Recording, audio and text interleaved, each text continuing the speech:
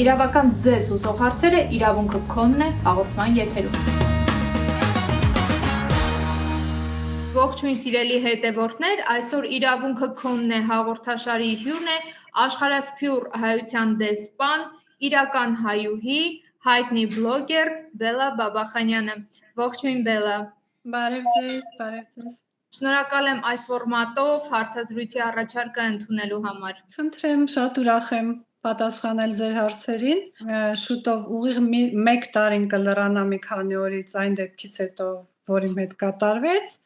ու սա առաջին իմ հարցազրույցն է, մինչև հիմա ոչ ոքի չեմ պատասխանել ոչ մի հարցերի, այսպես ասած։ Բելլա, խոսենք ձեր հանդեպ հարուցված քրեական գործի մասին, ինչպես եղավ, որ հայտնվեցիք անազատության մեջ։ Անազատության մեջ շատ անսպասելի ձևով հայտնվեցի, բլոգներ էի վարում ադրբեջանա-հայկական պլատֆորմայում, հատակում, պաշտպանելով իմ ազգի, իմ Հայաստանի իրավունքները, պատմությունը, մշակույթը, երաժշտությունը, ամեն ինչը, ինչ վերաբերվում է Հայաստանին, որովհետև կողքից նայելով շատ տհաճ էր նայվում, որ ադրբեջանական բլոգերները ժխտում են այդ ամեն ինչը, ուղղակի պատասխաններ ենք տալիս, մեր իրական պատմությունն ենք ներկայացնում, մեր հայ ազգի շնորհքը կուլտուրան, հերոսներին, ամեն ինչ, ու իհարկե դա ադրբեջանական կողմին դուր չէր գալիս իմ արած քայլերը, որովհետև կուլտուրան ներկայացնելուն մեկտեղ ես ներկայացնում էի իրանց վատ արարքները մեր ազգի հանդեպ գործած, քրիստոնեության դեմ գործած, թե ինչեր են իրանք անում, ոնց են մեր եկեղեցիները ջարդում, մեր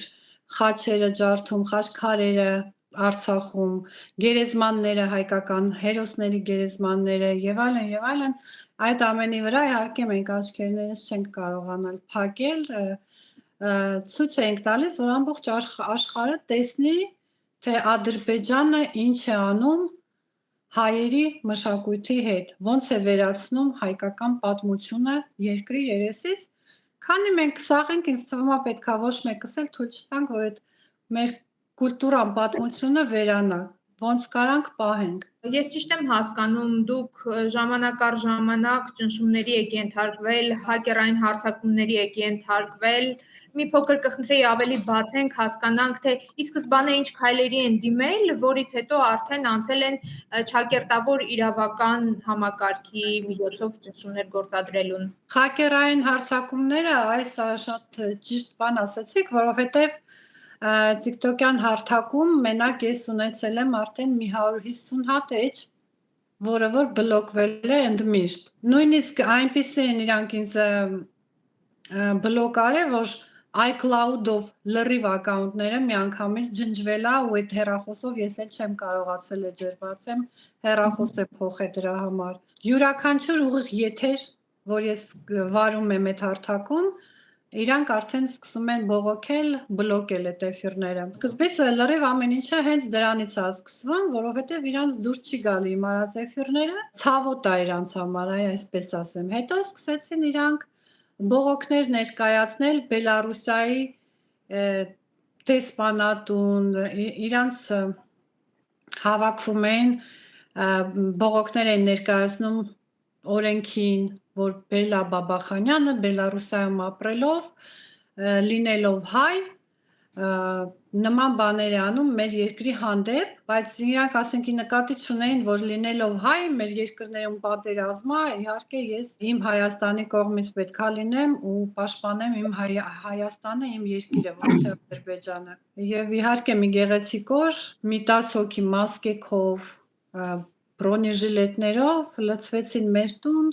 խուզարկում եւ այլն ու տարան բանտարկեցին։ Խուզարկությունը արդյոք իրավական ընթացակարգերին համապատասխան է եղել եւ ինչ են արգրավել, եթե արգրավել են։ Ոչ մի թուղթ բացարձակ ինձ չեն ներկայացրել, ես նույնիսկ շատ եմ հարցրել, դուք ով եք, ներկայացեք, նոր ինձ հարցեր տվեք, ինձ չէին էլ ներկայանում, ասում ինչ կապ ունի ով եմ, ասում եմ ոնց թե ինչ կապ ունի, դուք եկել եք իմ տուն եք լցվել, ես պետք է իմանամ ձեր անուն, ազգանունը ինչ է, մի 5 անգամ, որ արդեն գոռալով ու գոչալով եմ հարցրել, թե դու ով ես, որ ինձ հարց ես տալիս, անուն ազգանունը ասեց ու առաջի հարցը հեռախոսներդ տուր, ուրա դրոշները հայկական, ադրբեջանական, 3 հատ հեռախոս ունեի այդ պահին, 3 հեռախոսս վերցրեցին, բարձրացան երկրորդ հարգը լրիվ խուզարկեցին, 2 հատ նոութբուք վերցրեցին, դրանից հետո ես 14 օր իմ հեռախոսներս չեմ տեսել, ժամերով իրանց ձեռքին ա եղել, հետո ինձ ձերբակալեցին, տարան հարցաքննելու, որից հետո ես համոզված էի, որ պետքա տուն վերադառնամ, ինչը որ չեղավ։ Իսկ ճակերտավոր, հա, իրեղեն ապացույցի առգրավումը ինչպես է եղել։ Արդյոք օրենքի տառին համապատասխան կապարակնքվել է, առանձին պոլիէթիլենային տոպրակով առանձնացվել է, ինչ ձևով են առգրավել իրերը եւ ձեզ ինչ ձևաչափով են ձերբակալել։ Նման բան սկզբնե չեն արել, նոութբուքերը ես ընդհանրապես հետո չեմ տեսել, թե իրանք ինչ են արել, իսկ հեռախոսներս արդեն երևի մի 5-6 ժամ հետո իմ հետ հարցազրույցներից հետո իմ հեռախոսս այդքան ժամանակ իրանց ձեռքին ա եղել, այդ ժամանակից հետո նոր արդեն ինձնից ստորագրություն են վերցրել, որ իրանք բանը запечатывают կներեք էլի հայերենից համար։ Հասկանալի է, երկար տարիներ Բելա Բաբախանյանը բնակվել է Հայաստանի սահմաններից դուրս, այժմ նաեւս գտնվում է Հայաստանի սահմաններից դուրս, այդ իսկ պատճառով այս ձևաչափով են կանցկացնում։ Շատ կներեք, այո, որովհետեւ լինելով մի երկրում, որտեղ հայերենը ընդհանրապես չես լսում, մեկ ասենք բառեր կա, որ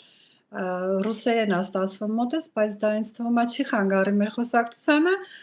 հեռախոսներս ժամերով իրանց ձեռին ա եղել, հետո տվել են արդեն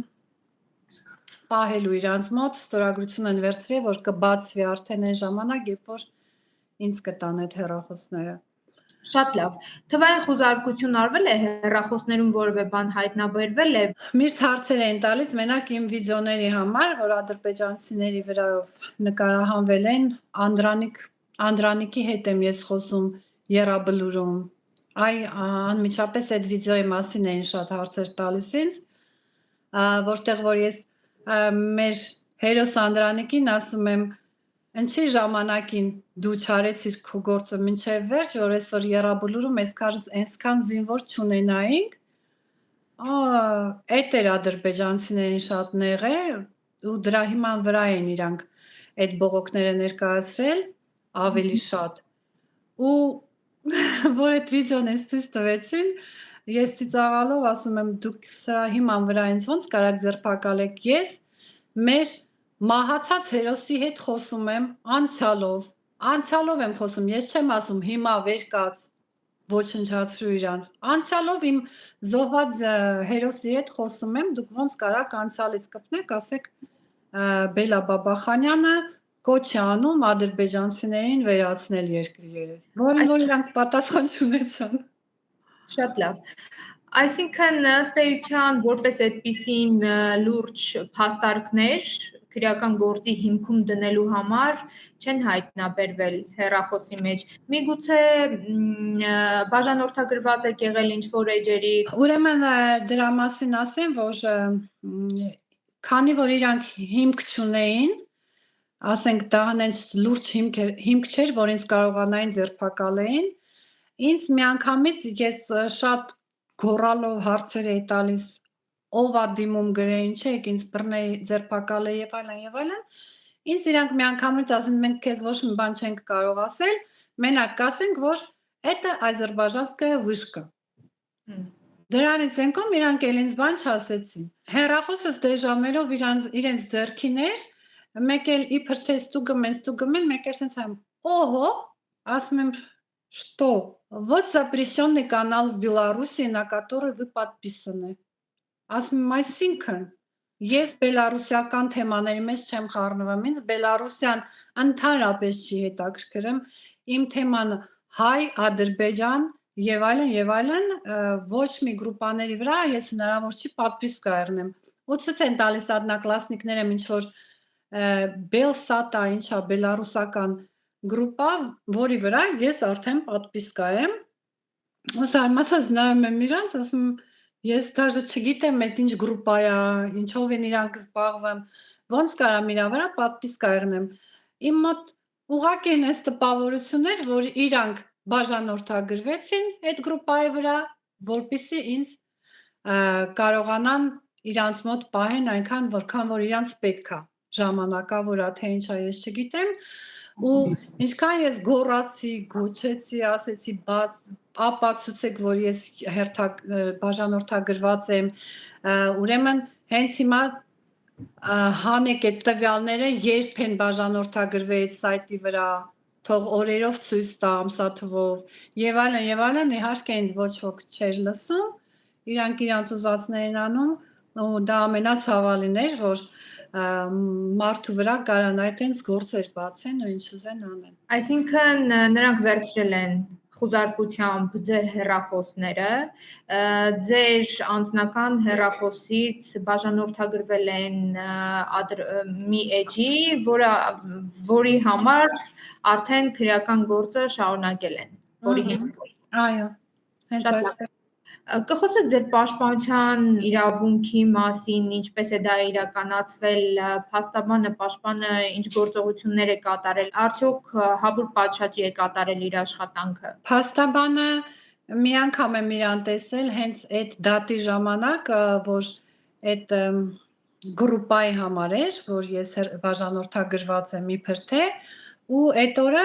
շատ մարդկեքի, ովքեր տենց գրուպաներին բաժանորդագրված էին, բաց թողեցին, ու ինքը շատ ուվերն է, ասում էր, քեզ էլ հեսա բաց կթողան, շտրաֆ են անելու ու բաց թողան, առաջի դեպքն ա քո մոտ, հնարավոր չի, որ սրա համար քեզ պահեն, ու ես իրան ընդամենը տեսել եմ այդ օրը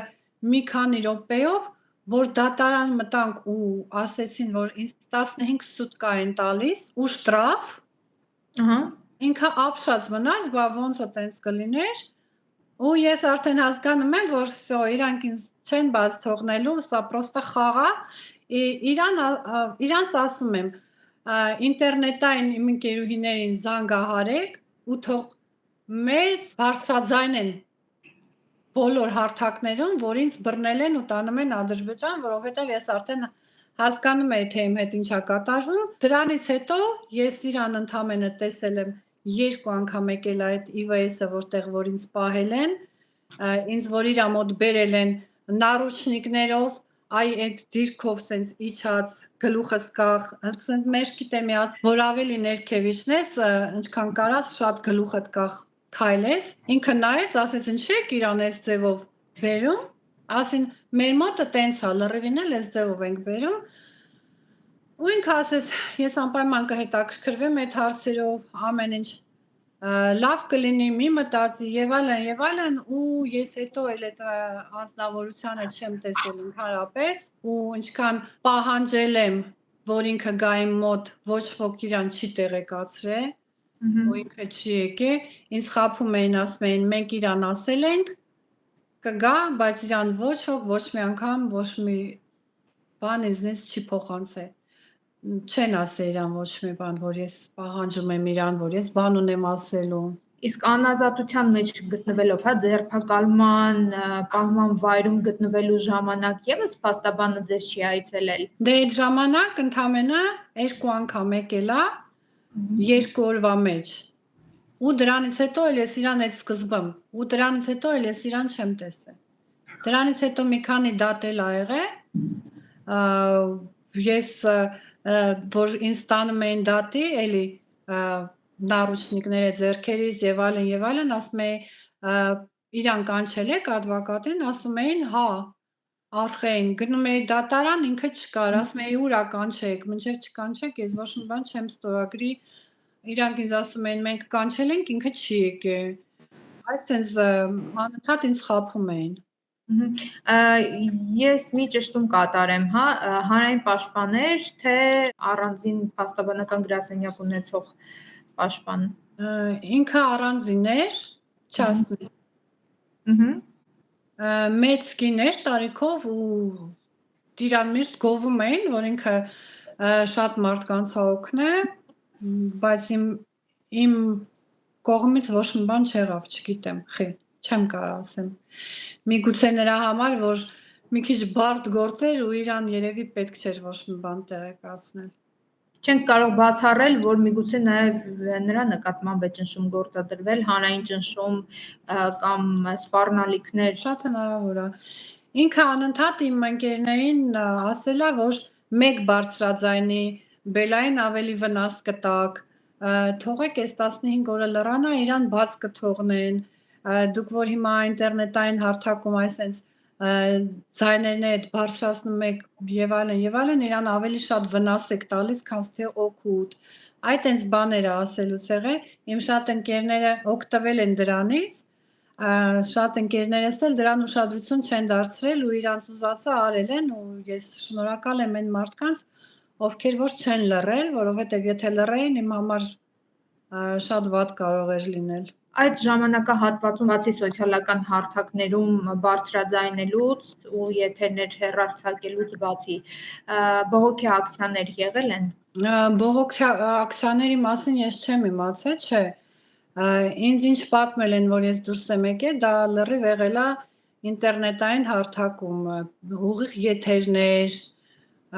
վիդեոներ, տարբեր մարդկանց թողարկած, ովքեր պահանջում են, որ ու դա եղել են մենակ ոչ թե հայեր, այլ ուրիշ երկրի մարդիկ էլ, Բելարուսիայից էլ, Հայաստանից, Իսրայելից, տարբեր երկրներից մարդիկ, ովքեր որ ձայն են բարձրացրել ու կոչ են արել, որ ինձ ազատեն։ Միջև քրեական գործի հարուցումը, Բելա ջան, ինձ կասեք, սպառնալիքներ ստացել եք ֆիզիկական հաշվեհարդարի կամ միգուցե այլ Սպառնալիքներ շատ եմ ստացել ձայնայիններով, նույնիսկ որովհետև իմ հեռախոսის համարը շատ ցավոք սրտի մեր իսկ հայերի օգնությամբ ադրբեջանցիների ձեռքին է հայտնվել։ Այնպիսի ձայնայիններ էին ինձ ուղարկում իմ երեխաներին սպառնելով, որ քո երեխաներին էս կանենք, չեմ ուզում այդ բառերը կրկնելու չի, որ կրկնեմ։ Նույնիսկ ես մի ժամանակ այդ ձայնայինները վերցրեցի ու գնացի ոստիկանություն։ Լրիվ այդ ով ինձ այդ ձայնայինները ուղարկել էր, իր տվյալները տվեցի, հեռախոսի համար, նկարը, անուն ազգանունը ու ինչեր է սպառնում ինձ ու իմ երեխաներին իմ տունը։ Իրանք մի քանի օր այդ գործով զբաղվեցին Բելարուսիայում, հետո ինձ ասեցին մենք ոչինչ չենք կարող անել, որովհետև այդ անձնավորությունը Ռուսաստանում է ապրում, իսկ մենք Բելարուսիայում, դա անհնար է։ Այսինքն, ասենց ինձ պրոստը ճանապարհեցին ու ոչ մի բան չարեցին։ Հասկանալի է։ Կխնդրեմ մի փոքր պատմեք նաև ՁՊՎ-ում տիրող իրավիճակի մասին, հա, պահման վայրում ինչպիսի պայմաններ էին, արդյոք խոշտանգել են ձեզ թե ոչ։ ԻՎՍ կոչվում է ռուսերեն, հա, ես նենց հասկացա։ Ուրեմն այդ ամենասարսափելի տեղն էր, որ ես իմ ամբողջ կյանքում այս տարիքիս եմ տեսա, չէի էլ պատկերացնում նույնիսկ, որ այսինքն կինոներում եմ տեսել տենց բաներ շատ ժամանակ ու չեմ պատկերացրել, որ իրական կյանքում տենց բաներ գոյություն ունեն։ Սարսափելի էր, շատ զարմանալի էր, որ առավոտից իրիկու մի մարդու նարուշնիկներ են հագցնում, որ ես իմ ինչ հանցագործ չի, սենց նայում ես իրանց դեմքին, ասում ես մարդասպան եմ, ինչ եմ, որ սենց բաներ եք անում էլի, ասենք, որ ուղիղ նստեմ կամ ուղիղ քայլեմ առանց նարուշնիկ, ես ինչ պետք է անեմ, adekvat նորմալ մարդ, որին որ տարել են ու ուզում են ստորացրած եղնեն, այս սենց ասեմ, առաջի 2 օրը ես вообще ընդհանրապես տեղս չէի գտնում, որովհետև ստորացված է ինձ զգում, ասում էի ոնց կարան մարդու հետ սենց վերաբերվեն, ոնց կարան նորմալ մարդուն այս ձևի պայմաններ բերեն, գցեն ու սենց ձեռ առնեն, թե ինչ անեն, ես չեմ հասկանում։ Հետո արդեն այդ մտքիս հետ սենց մի քիչ սովորեցի, ասեցի իրանք ով են, որ կարողանան ինձ ձեռ առնեն, հա, էլի թող նարուշնիկ հագցնեն, դաժան վերաբերվեն, բայց ես ինչ որտեղ սկսեցի իմ եսը այնտեղ ցույց տալ, որ ես հասարակ մարդ չեմ, ու ես իրանց միշտ բարձրաձայնում էլ էի, ասում էի, դուք չգիտեք, թե ես ով եմ ու ձեզ ինչ կարամ անեմ։ Հիմա ըստ էիս դուրս չեք պատկերացնում ինչ է կատարվում։ Ես չգիտեի ինքս, Բայց արդեն պատկերացում ունեի էլի, որ ինչ կլինի, որ մարդիկ չեն լռելու, որ ինձ բան տարկել են։ Եվ չէին լռում։ Ես ձեզ ասեմ, կներեք ընդհատեմ ձեր խոսքը, որ Հայաստանի Հանրապետությունում եւս մեծ դժգոհության ալիք էր բարձրացել։ Մեծաքանակ մարդիկ իրենց ձայն էին բարձրացնում, որ Բելարուսիայում ազատ խոսքի համար, հայերի շահերը պաշտպանելու համար, հայկական մշակույթը, ավանդույթները պահելու, դրանց մասին բարձրաձայնելու, մեր պատմամշակութային կոթողները վերացնելու մասին խոսելու համար կին է ձերբակալվել։ Ինձ հետաքրքիր է արդյոք Բելարուսիայում դա ընդունված ձևաչափ է, խոսող կանանց լռեցնելը այն էլ նման ձևով, եթե ունեք տեղեկություններ կարող եք կիսվել եւ կխնդրեի որպեսզի պայմանների մասին մի փոքր ավելի բաց պատմեք, եթե դա ձեզ իհարկե չի ցավեցնում, որովհետեւ պարզ է հաճելի հիշողություններ չեն։ Հաճելի հիշողություն չեն իհարկե, որովհետև ամեն անգամ ես երբ այդ հիշում եմ, իհարկե արտասվում եմ, որովհետև սրտից վրա նստած չի այն ինչ որ իմ հետ կատարվեց ու ինչի համար, ասենք եթե մի հատ հանցանք գործածեղնեի ու այդ երկիրը իմ հետ այտենց վարվեր, ինչ որտեղ կհասկանայի, բայց ապրելով Բելարուսիայում ոչ մի հարևան, ասենք 27-28 տարվա մեջ չի կարող ասի, որ ես ինչ որ մի հատ վատ արարք ունեմ այնտեղ արած ու ես ինձ ձերբակալեցին ու այդ ձև վարվեցին իմ հետ, դա իհարկե ինձ համար շատ տարօրինակ էր ու անհասկանալի ու առաջի տպավորությունը, որ քեզ մի հատ սենյակ են տանում, որտեղ մենակ երկաթից կառավատներ են ու անկողին էլ նույնիսկ դու արժանի չես անկողնու, ձմեռ Բելարուսիայի ձմեռը գիտեք ինչ ձևի ձմեռ է, քո վերարկուն ամեն ինչը վերցնում են, դու մնում ես մենակ ես հագիտ շորերով, օրերով, իրավունք չունես ոչ փոխվես, ոչ լողանաս,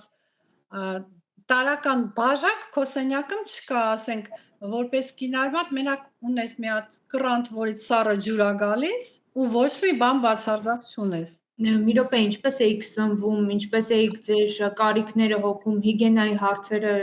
լուծում։ Այդ յուրաքանչյուր կնոջ համար ամենադաժան բանն է այդ հիգիենայի հարցերը, որ դու սովորես, որ խնամված եղնես ու ընկնում ես միտեղ, որտեղ ոչ մի բան չկա, ոչ մազ ես կարող սանրես, ոչ կարող ես լողանաս։ Օրինակ ինձ ասեցին, որ այնտեղ ընդունված է 7 օրը 1 լողանալ, իրանք գալիս են 7-րդ օրը քեզ կտանեն կլողանաս ու կգաս։ Անհամբեր, երբ որ դու սպասում ես այդ 7-րդ օրը, որտեղ որ ամեն մի օրը քեզ թվում է դաժան մի տարի, ոնց որ ապրած եղնես։ Ու այդ 7 օրը դաժան ձևով անցնում է, որ սպասում ես, որ այսօր փառք Աստծո մի հատ հաճույք կստանամ, ես այստեղ կլողանամ, ու այդ օրը քեզ պրոստը ասում են «Պաтерпишь» ու ոչ միտեղ չեն տանում, մի հատ sense հուսահատված վիճակ ա մոտդ, ասում ես էդ էլ չեղավ, ուտելու մասին ընդհանրապես խոսք չկա, որովհետև այն ուտելիքները, որ իրանք էին տալիս, ընդհանրապես մարդու համար չէր, որ այն որ կենթանիներ են պահում ու տանում են կենթանիներ են կերակրում, այդ ձևի կերակուր էր իրանցը ու ես ընդհանրապես մոտիկ չէի գալիս, որի համար պրոբլեմներ նորից ունեցա, կանչեցին ինձ, լեկցիա կարդացին, որ ինչի չես ուտում, հացադուլ ես հայտարարե, հացադուլի մոմենտով էին ուզում իմ վրա բաներ գրեին, ասեցի ես հացադուլ չեմ հայտարարել, ստոպ, ես համաձայն եմ ուտեմ, բերեք հենց հիմա ասում ենք հենց այդ ուտելիքները բերում են այստեղ, երկուսով իրար հետ ուտում ենք ու ես վեր եմ կենում գնում, համաձայն եք, ընդեի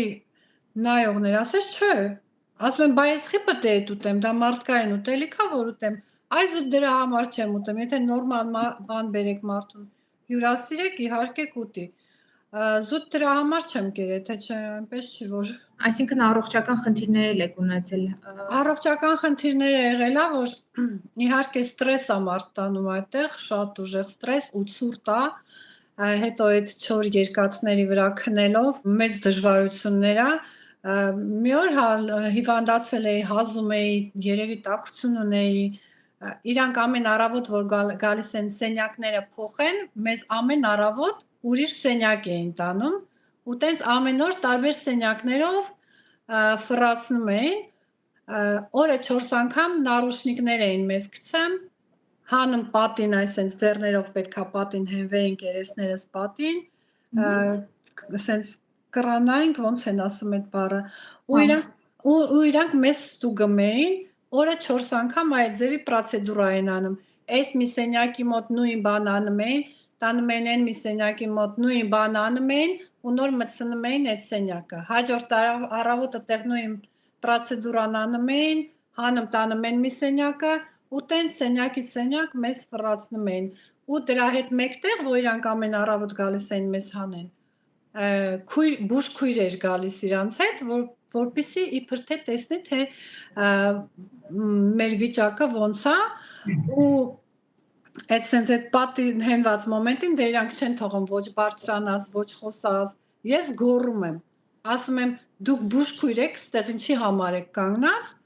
ասում եմ ինչ ա եղել, ասում եմ ես ինձ վատ եմ զգում ու ինձ դեղ ա պետք, կարաք ինձ դեղով ապահովեք, ձեն չի հանում, կողքի կանգնած տղերքին եմ ասում, ինչի ձեն հանում, կարող ա ինձ օգնեք ես պայմաններում, որ ես ինձ վատ եմ զգում, ինձ դեղ ա պետք, կբերենք դեղդ հանգստացի ու բուժքույրը որպես բուժքույր ինձ ոչ ստուգեց, ոչ նայեց ինչ ա իմ հետ կատարվում, այսինքն իրան ոչ մի բան հետաքրքիր չէր, այդ օրվանից հետո որ ինձ հազեր բռնե, հետո Մինսկ որ ինձ տեղափոխեցին, այնտեղ էլ լուսամուտը բաց սենյակ ինձ տարան, կառավաթ ա դրած ու լրիվ բաց լուսամուտ, ձմեռը, փետրվար ամիս, խնդրում եմ, ասում եմ լուսամուտը փակեք, ես մրսում եմ, դողացնում եմ, չեմ կարող ասենց քնեմ, իրանք ասում են կքնես ու ես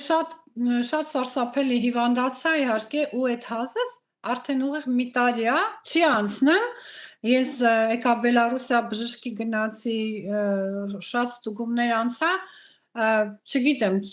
չեն հասկանում, թե ինչից ա դա, հույսով եմ մի օր կանցնի, բայց այն հետքերն են, որ մնացել են տեղից, այդ մեկ էլ սպիտակած մազերս։ Սպիտակած մազերը շտկելի են,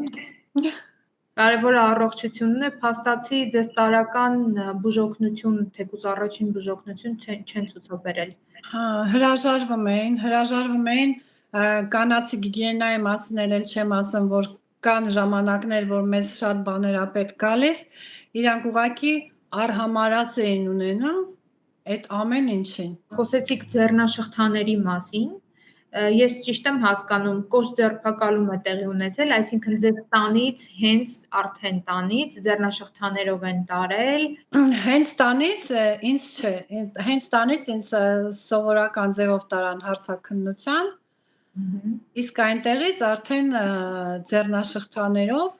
տարան մի հատ սենյակ, որտեղ որ ես ամբողջ գիշեր մնացել եմ էլի դողացնելով, խնդրում էի, որ մի բան տան վրես գցեմ, գոնե կուրտքա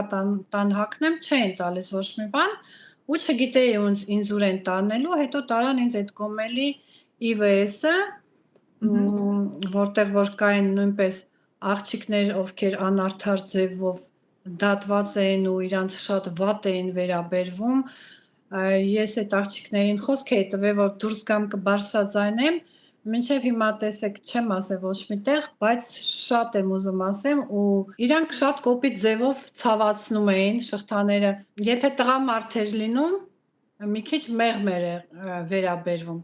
եթե կին արմատ էր, Կատյա անունով մեկը կար, իրանց ամենագլխավորն էր այնտեղ, ինքը շատ ուժեղ էր սեղմում, ասում էի բոլնը, ավելի էր ուժեղ սեղմում, ասում էր «Ատակ լուտշը», արմունկով խփում էի, ասում էի «Ты женщина или кто?» Ասում եմ, «В тебе человеческое вообще существует? Ты кем себя тут возомнила?» Կոպտում էի, շատ կոպտում էի իրանց, ես էլ նենց չէր, որ խելոք էի մնամ, ու դա նույնիսկ որ ինձ Մինսկ տեղափոխեցին այնտեղ կոշիկների շնորհքները, որ ուզում էին կտրեն, ես չթողեցի, դա հենց այդ Կատյան ասեց, «Она своеобразная дамочка, я вам посоветую не трогать ничего». Մի խոսքով շատ դաժան էին վերաբերվում ու Ես միշտ ուզեցել եմ անդրադառնամ ձեր հաղորդման միջոցով եղնի, ես գիտեմ, որ միևնույն է տեղ կհասնի Բելարուսիայի ղեկավար Լուկաշենկոին մի երկու բառ փոխանցեմ, բայց ես չգիտեմ ճիշտը ոնց է, հայերեն փոխանցեմ թե ռուսերեն։ Ես թույլատրում եմ հաղորդման եւ ներողություն եմ խնդրում միաժամանակ իմ հետևորդներից հաղորդման այս հատվածը ռուսերեն լեզվով լինի, որպեսզի թարգմանության հետ կապված հետագայում խնդիրներ չառաջանան։ Уважаемый президент Беларуси Лукашенко, я хочу вас поблагодарить, до сих пор я этого не делала, но хочу поблагодарить за то внимание, которое вы уделили моей проблеме, когда к вам приехал господин Царукян, и вы благосклонно отнеслись к этому вопросу и разрешили мне вернуться на свою родину. Я, конечно, вам очень благодарна за этот поступок, но также я понимаю, что вы, как президент Беларуси, не можете всего знать, что творится в этой стране, в городе Гомеле, ИВС на Междугородней улице, да, где в очень жестких нечеловеческих условиях задерживают людей, нету ни нормальной еды, ни постели, ничего, и очень грубое, жестокое обращение. И когда я посетила потом Минский ИВС, меня привезли туда, это было небо и земля, то есть в Минске это было намного человечней, хотя там тоже были некоторые нюансы, но хотя бы с едой у вас там проблем не было. Отношение более или менее человеческое было, да, не такое жестокое, как в Гомеле. И так как я обещала тем девушкам, которые были в этом гомельском ИВС, я хочу от лица всех этих девушек попросить у вас, чтобы вы обратили внимание на это ИВС и внесли там какие-то поправочки, потому что прежде всего там находятся люди, а не звери. И те люди, которые там работают, должны быть тоже людьми и как-то относиться немного уважительнее к заключенным. Заключенные разные ситуации бывают, что попадают туда. И не хочется, чтобы вот это все там продолжалось. Мне было по-человечески жалко этих девушек. Спасибо большое. Շատ լավ, արդեն անցնենք մեր մայրենի լեզվին, ես եւս շնորհակալություն եմ հայտնում նախ սկզբից մեծապատիվ բարար պարոն Ծառուկյանին նման մարդասիրական քայլ կատարելու համար, մեծ սրտացավություն, ջանքեր, քայլերի գրագետ հաջորդականության հետևանքով կարողացանք հասնել ձեր ազատությանը եւ դա նկատելի էր, ողջունելի էր, պարոն Ծառուկյան, շատ շնորհակալություն։ Մեր հայրենակցին հայրենիք վերադարձնելու եւ արդարություն վերականգնելու համար, քանի որ Բելան Բաբախանյան ըստ էության բարձրաձայնել է այն ամենը, ինչի մասին լռում են բազմաթիվ հայեր, նա խոսել է ազգապահպանության մասին, մեր մշակույթի պահպանության մասին, մարդասիրության մասին եւ պատերազմական հանցագործությունների մասին, որի հետևանքով էլ ազատ խոսքի սահմանափակման հետևանքով հայտնվել է բանտում։ Այո, պարոն Ծառուկյանին ես էլ մինչև կյանքիս վերջ շնորհակալ կլինեմ, թեպետ սկզբից չէի հավատում։ Ինձ թվում էր, թե ինքը չի, դվայնիկա, ինձ տանում են Ադրբեջան, ինքնաթիռում, որ ինքը ասեց, հա, ուրախ ես, որ գնում ենք Երևան, ասեցի,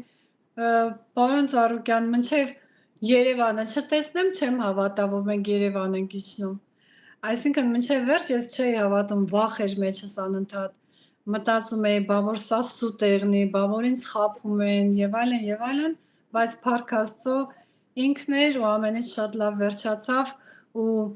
ասենք ինքը այն ազնվորությունն է, որ ինչ հարցով ես դրանից հետո իրան դիմել եմ,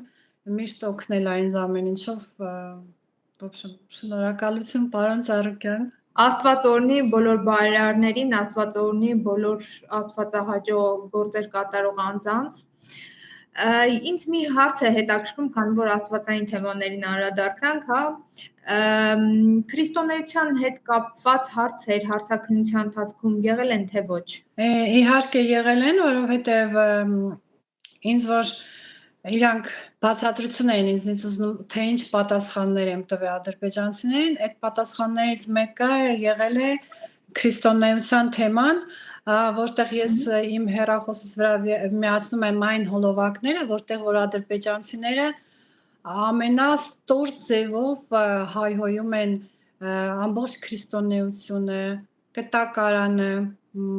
խաչը, խաչքարերը հայկական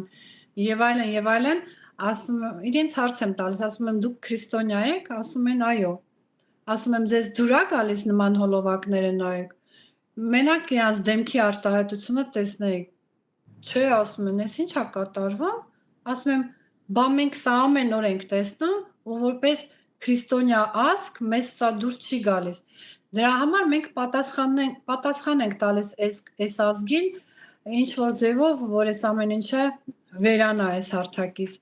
Այդ ազգը մենակ քրիստոնեությանը չի կպնում, այդ ազգը շատ լկտի ձևերով հայկական նիկեր սարքած, գալիս են մեզ զապրոսներ են տալիս ուղիղ եթերների ժամանակ, բարձրանում են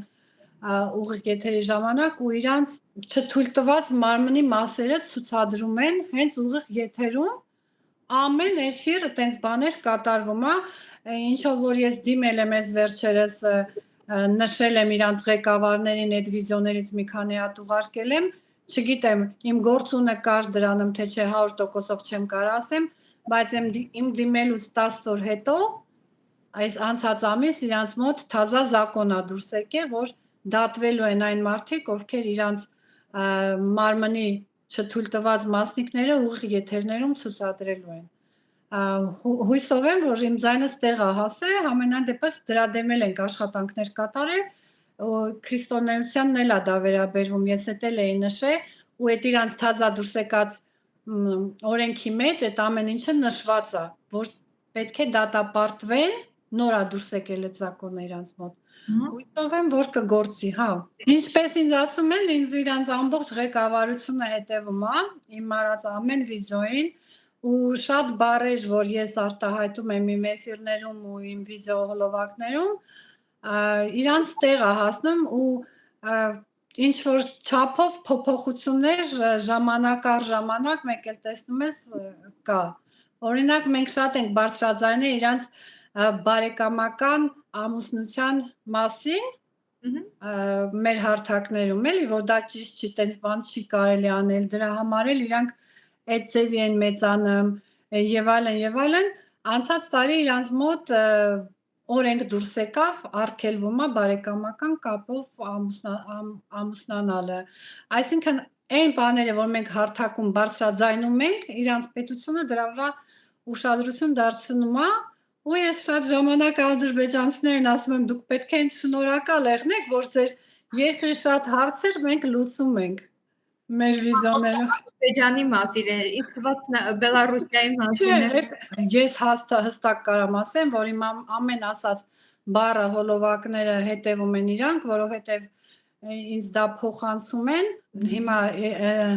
այստեղով չեմ կարող էլի շատ բան պատմեմ, բայց բաներ կա, որ տեղ է հասնում ու շատ բաներ կա, ես հենց այնպես չեմ ասում, արտահայտվում եւ այլն, որովհետեւ գիտեմ, որ դրան ամեն ինչին ուշադրություն է դարձրվում։ Մենք նույնիսկ աշխատում ենք մեր հարթակների համար։ Ես չգիտեմ, դուք գիտեք թե չէ, բայց այն հայերը, որոնք գնում են ադրբեջանցիների հարթակները ու սեր են խոստովանում, խայտառակ են անում մեր երկիրը եւ այլն, այդ հայերի իրական դեմքերը մենք բացում ենք։ Տունը գտնում ենք, կակրաս, որ ինձ Հայաստան բերեցին, մեկի տուն մենք այցելել ենք, տարել ենք իրան եռաբլուր, ցույց ենք տվել, որ նայ այսքան տղերք այստեղ պարկած դու չես ամաչում, Թուրքին գնում ես սեր ես խոստովանում Երևանի մեջից։ Շատ երեխաների տներ ենք այցելել, ովքեր գնում են ադրբեջանցիների ակաունտները, եռաբլուր էին հայհոյում իմ ցավոք սրտի, այդ ձևի երեխաներ մենք ունենք ու այդ ձևի կանայք շատ կան, բոլորի դեմքերը բացահայտում ենք, հասցեները գտնում ենք այցելում ենք կամ մարդ ենք ուղարկում, ինչ որ ձևով աշխատում ենք այդ ամեն ինչին վերջ տանք։ Նույնիսկ ադրբեջանցիները, որոնք փակ դեմքերով եթերներ են անում մեր հայազգը պախարակելով, այդ ադրբեջանցիների շատերի դեմքերն էլ եմ անձամբ ես գտել ու գտել իրանց բարեկամներին, կապ հաստատել իրանց հետ, ովքեր Ռուսաստանի մեջ են ապրում եւ այլն եւ այլն։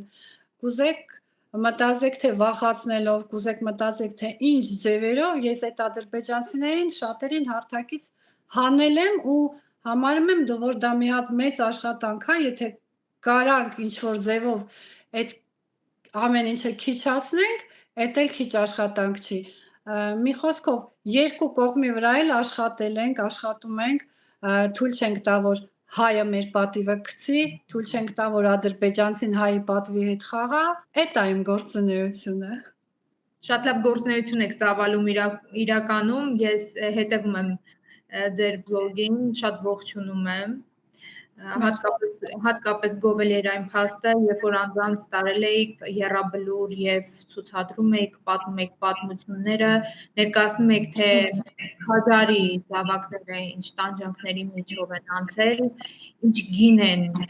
հատուցել, ինչ գին են դրել խաղասեղանին, քաղաքականով խաղասեղանին եւ ինչի են արժանանում, հա, այսօր թերի գիտելիքների պատճառով։ Եռաբլուրը այսօր մեր երկրի ամենացավալի տեղն է, որ այցելում ես ու այդ ամեն մի երեխայի աչքերի մեջ նայելով մի հատ մեծ ցավ ես ապրում, նամանավանդ որ այն անձանց հետ ես քայլում, ովքեր իրանց անձնական ճանաչել են ու իրենց պատմությունը պատմում են, համ հպարտություն ես զգում այդ պահին, որ մարդիկ ինչ գնով են պահպանել իրենց երկիրը, իրենց հողերը, համ էլ ափսոսում ես, որ նման մարդիկ գնացել են ու այսօր չկան, նայում ես այդ մամաների աչքերի մեջ, որ եռաբլուրում լուռ նստած իրանց երեխեքին են նայում, ես մի քանի օր առաջ այդ թեմայով բանաստեղծություն եմ գրել, շատ գեղեցիկ է ստացվել։ Մի խոսքով շատ ցավալի է մեր եռաբլուրը ու շատ ցավալի է մեր հողերի հանձնումը, այդ մեզ համար մի հատ, ես չգիտեմ, մենք որ առավոտ արթնացանք, այդքան պայքար էր գնում հարթակում, առավոտ արթնացանք ու ասին Շուշին հանձնել են, մի հատ հիասթափություն զգաց ամբողջ ազգը։ Որ մենք մինչև վերջ գիտենք, որ դա հնարավոր չի, ու դա հնարավոր եղավ, դա մի հատ մեծ հիասթափություն էր մեր ազգի համար ու ուղղակի մեղք էին այն երեխեքը, ովքեր որ համոզված էին, որ մի կտոր հող չեն հանձնի։ Այնուամենայնիվ փառք ու պատիվ ընկածներին, նրանք միշտ մեզ հետ են, քանի մենք հիշում ենք նրանց, քանի մենք խոսում ենք նրանց կատարածի մասին, գործի մասին։ Եվ փաստացի ջան, այսօր ունենք այն, ինչ ունենք, ցավալի է, բայց պետք է շարունակել ապրել, պետք է շարունակել համառ պայքար տանել տարբեր հարթակներում, ինչը եւ անում եք, եւ հաղորդման ավարտին, հա, եւս երկու հարց։ Ձեզ հնարավոր եղավ ճնշել իրավական այդ մեթոդը, ինչպես ազդեց ձեր վրա։ Իմ վրա, ասենք, ես այնպիսի ազնվորություն եմ, որ իմ վրա ազդեցությունը մի քիչ ոնց ասեմ, իմ մեջ վախ չկա, իմ մեջ ասենք ես ոնց արել եմ, այնպես էլ շարունակում եմ, կապ չունի, ես Բելարուսիայում եմ գտնվում, ես Ռուսաստանում եմ գտնվում, թե Հայաստանում, ոչ մի բանից չեմ վախում, իրավաբանորեն ինձ ոչ ոք չի պաշտպանել, ոչ մի բան չի եղել, ես ոչ մի բանից ընդհանրապես տեղյակ չեմ, ինչ գործեր իմ վրա հարուցված են եղել, այսօր նրանք չկան, ու ես շատ շնորհակալ եմ, որ չկան, շատ բաներ հանելու կա, հայտնի է, անհայտ է, այսինքն հայտնի եմ ասում, բայց ես դա արդեն չեմ էլ իմանա, որ շատ ուզենամ էլ չեմ իմանա, թե ինչի, ինչ պատճառներով, խի, ոնց, չգիտեմ, չեմ կարող այդ հարցերին պատասխանել։ Համենայն դեպս լսարանի կորուստ չեք ունեցել, կարծում եմ, որ 100 անգամ ավելացել է ձեր լսարան այդ դեպքերից հետո։ Լսարանի կորուստ չեմ ունեցել, ես շատ շնորհակալ եմ իմ Facebook-յան հետևորդներին, YouTube-յան հետևորդներին, որովհետև իրանք մի ուրիշ ձև են իմ կողքը կանգնած, կորուստ ես ունեցել եմ իմ մոտիկ շրջապատի կողմից, որովհետև շատ մարդիկ այդ րոպեին ուրիշ ձև ընդունեցին այն, ինչ որ իմ հետ կատարվեց, մեկին թվաց, որ ես չեմ մասնակցում ոչ մի բանի աստղային եմ բռնե, մեկին թվաց ես իմի ինչ, դա իմ համար շատ ցավալի էր, որ ասենք մարդկանց ես շատ հարազատ եմ ընդունել ու այդ պահին իմ կողքս ոչ մեկ չեղավ, ես մնացի մենակ, ընդամենը մի հատ աղջիկ եկավ ինձ պատժերկա Հայաստանում, որը որ պատերազմի մասնակից է, նույնիսկ ինքը Անի անունով, մինչև հիմա էլ իմ հետ է ինքը, իրան էլ եմ շատ շնորհակալ դրա համար, իսկ իմ ամենամոտիկ ընկերները ուղղակի չքվեցին, բայց դա իմ համար ուղղակի մի հատ կյանքի դաս էր, որ ես չվստահեմ ամեն մարդու, ում համարում եմ իմ մոտիկը, որովհետև այն բաները, որ ես իրանց վստահել էի, իրանք բարձրաձայնեցին, ինչեր ասես ոչարեցին, ամեն ինչի վրա աչք եմ փակել, ոչ ոքի մասին ոչ մի բան չեմ բարձրաձայնել ու չեմ էլ անի, որովհետև այդ մարդիկ ինձ հարազատ են եղել, եթե իրանք իմ հանդեպ ասենք ինչ որ բաներ արեցին, ես իմ մարդկայնությունը պահում եմ, չեմ անում ոչ մի բան, թող վերև Աստված կա դատի, ու իմ կորուստը դա էր մենակ, ուրիշ կորուստ ես չեմ ունեցել, այդ էլ ասում եմ, կյանքի դաս էր, մի հատ դաժան կյանքի դաս։ Ցավալի է իհարկե, որ այդ ամենի մեջով անցել եք, վերջին հարցս, երբ հայտնվեցիք ազատության մեջ,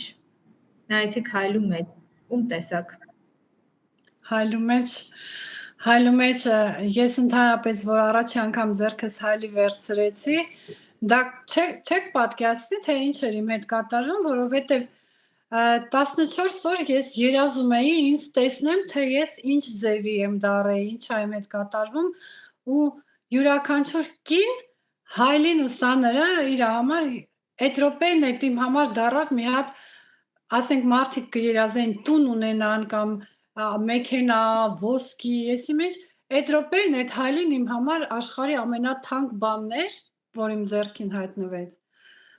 Ու ես նայեցի ինձ, տեսա սպիտակած մազերս, սարսափելի ձևով միանգամից սպիտակած մազերս, ու չէի հասկանում, թե ով եմ ես, ինչա իմ հետ կատարվում, ես երկար ժամանակ չեմ հասկացել, թե իմ հետ ինչա կատարվում, ես մի հատ մեծ ստրեսի մեջ եմ եղել, բայց ցույց չեմ տվել։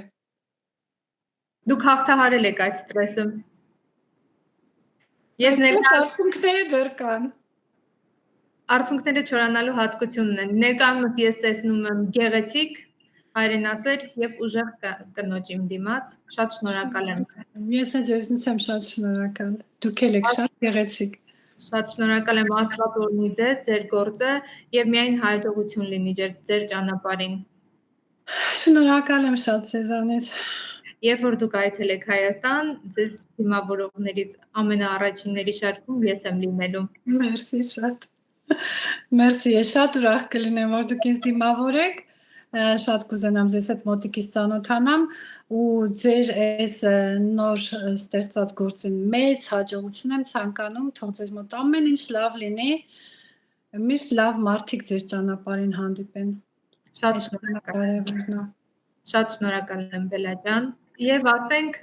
որ մենք դեռ կհանդիպենք։ Անպայման։ Հաջողություն ձեզ։ Stay tuned.